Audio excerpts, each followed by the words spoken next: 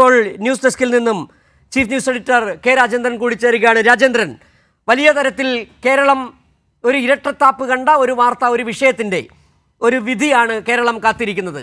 നമ്മൾ നേരത്തെ പറഞ്ഞതുപോലെ തന്നെ പി ദിവ്യ എന്ന് പറയുന്ന CPM നേതാവ്, കണ്ണൂർ ജില്ലാ പഞ്ചായത്ത് പ്രസിഡന്റ്, ഒരു പ്രസംഗത്തിൽ ഒരു അഴിമതിയെക്കുറിച്ച് ആരുടെയും പേര് പരാമർശിക്കാതെ ഒരു പരാമർശം നടത്തിയതിൻ്റെ പേരിൽ ക്രൂശിക്കുകയായിരുന്നു വലതുപക്ഷ മാധ്യമങ്ങൾ, ഈ VD സതീശനും കെ സുധാകരനും അടക്കമുള്ള നേതാക്കൾ.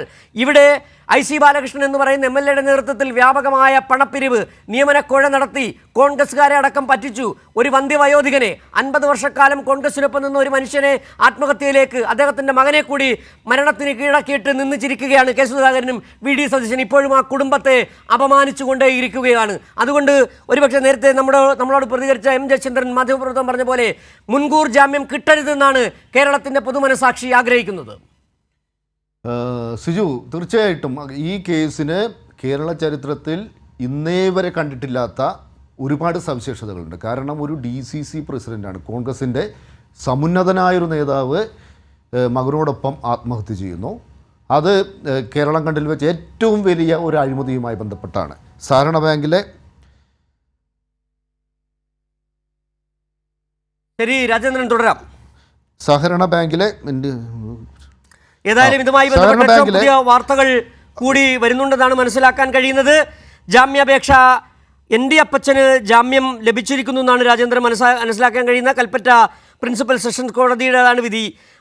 ND അപ്പച്ചന് ജാമ്യം കിട്ടിയിരിക്കുന്നു. പക്ഷേ ഇനി IC ബാലകൃഷ്ണനും കെ ഗോപിനാഥൻ്റെയും വിവരങ്ങൾ, അവർക്ക് ജാമ്യം, മുഴുവൻ പേർക്കും ജാമ്യം ലഭിച്ചിരിക്കുന്നു എന്നുള്ള വിവരമാണ് ഇപ്പോൾ പുറത്തു വരുന്നത്. കെ രാജേന്ദ്രൻ, നിയമവഴികൾ എങ്ങനെ പോകുന്നു എന്നുകൂടി പരിശോധിക്കേണ്ടതുണ്ട്.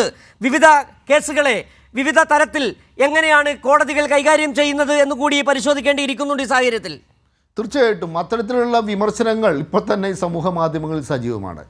നമ്മൾ ഈ സമൂഹ മാധ്യമങ്ങളെ നോക്കിക്കഴിഞ്ഞാൽ അവർ ചോദിക്കുന്നൊരു ചോദ്യം, ഒരു തെറ്റും ചെയ്യാത്ത പി ദിവ്യയെ ജയിലിലടച്ച അതേ നീതിന്യായ സംവിധാനം ഇപ്പോൾ ഇതാ ചില കൊടുംകുറ്റവാളികൾക്ക്, അഴിമതിക്കാർക്ക് ജാമ്യം നൽകിയിരിക്കുന്നു, മുൻകൂർ ജാമ്യം നൽകിയിരിക്കുന്നു.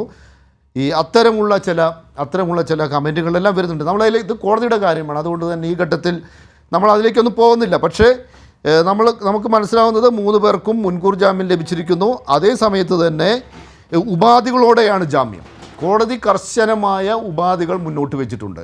ആ ഉപാധികൾ എന്താണ് എന്നാണ് ഇനി അറിയാനുള്ളത്. അതിൻ്റെ വിശദാംശങ്ങൾ നമ്മുടെ ലേഖകൻ അനൂപ് കോടതിയിലുണ്ട്. അനൂപ് അല്പസമയത്തിനകം തന്നെ ഇതിൻ്റെ കൂടുതൽ വിശദാംശങ്ങൾ അനൂപ് ലഭ്യമാക്കും. കർശനമായ ഉപാധികളോടെയാണ് ജാമ്യം നൽകിയിരിക്കുന്നത്. കാരണം ഈ മുൻകൂർ ജാമ്യം പരിഗണിക്കുമ്പോൾ സ്വാഭാവികമായിട്ടും കോടതി മുന്നോട്ട് വയ്ക്കുന്ന കോടതി പരിഗണിക്കുന്ന പ്രധാനപ്പെട്ട ഒരു കാര്യം എന്തെന്നാൽ, ഒന്ന്, ഇവർ തെളിവുകൾ നശിപ്പിക്കാൻ സാധ്യതയുണ്ട് എന്നതാണ്. ഇവർക്ക് ജാമ്യം ലഭിച്ചു കഴിഞ്ഞാൽ തെളിവുകൾ നശിപ്പിക്കാനുള്ള സാധ്യതയുണ്ടോ എന്നതാണ്. ഇത് ഈ കേസുമായി ബന്ധപ്പെട്ട പ്രധാനപ്പെട്ടതാണ്. കാരണം ഇതിനകത്ത് തട്ടിപ്പിനിരയായവരെല്ലാം തന്നെ കോൺഗ്രസുമായി ബന്ധമുള്ള ആൾക്കാരാണ്. കോൺഗ്രസ് പാർട്ടിയുടെ പ്രവർത്തകർ, കോൺഗ്രസുമായി ബന്ധമുള്ള ആൾക്കാർ, അവരൊക്കെയാണ് ഈ തട്ടിപ്പിനിരയായിട്ടുള്ളത്. അതുകൊണ്ട് തന്നെ ഇവരെ സ്വാധീനിച്ച് ഇവരൊക്കെയാണ് സാക്ഷികളും, പ്രധാനപ്പെട്ട സാക്ഷികളാവാൻ പോകുന്നതെല്ലാം തന്നെ കോൺഗ്രസ്സുകാരാണ്. കാരണം അവരെല്ലാമാണ് ഈ തട്ടിപ്പിനിരയായിട്ടുള്ളത്. അപ്പോൾ ഈ സാക്ഷികളെ സ്വാധീനിച്ച് ഈ അന്വേഷണം അട്ടിമറിക്കാനുള്ള ശ്രമം ഇവരെല്ലാം തന്നെ നടത്തിയേക്കാം. കാരണം ഇതിലെ ഈ പ്രതികളായിട്ടുള്ള IC ബാലകൃഷ്ണൻ. അല്ല രാജേന്ദ്ര, ഇവിടെ ഈ സമയത്ത് നമുക്ക് വീണ്ടും ചർച്ച ചെയ്യേണ്ടത്